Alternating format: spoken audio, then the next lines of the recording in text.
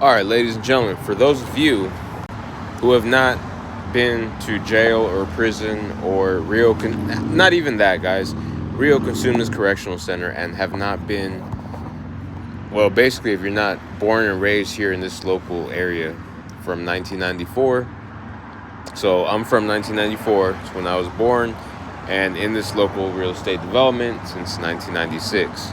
So if you haven't been to Rio Consumnes Correctional Center, that jail, it's almost like they know what they're doing by this incorporation. And so we have to, well, not we, but me. I have to give you a touch base to reality, right? And so that's what people are using me for, right? Now, Jaylen Brown, he's going to be accusing them of he's going to be accusing the Jones family and other people of doing harm to him. But guys, we didn't do shit. Like, literally manifesting, like, they manifested themselves, guys. Okay? I told him in high school, I was like, the most gangster thing that you can do is have a kid. But I didn't say it like that. I said the most gangster thing that you could do is have a kid. Because that is the reality of the situation. It's not worse than it is, and it's not better than it is at the time. And at the time, he was riding me. He was riding like my coattail. He was like my bully.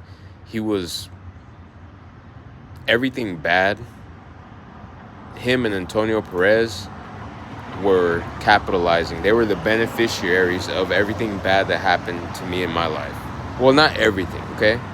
But socially, they definitely were. So what does that mean? They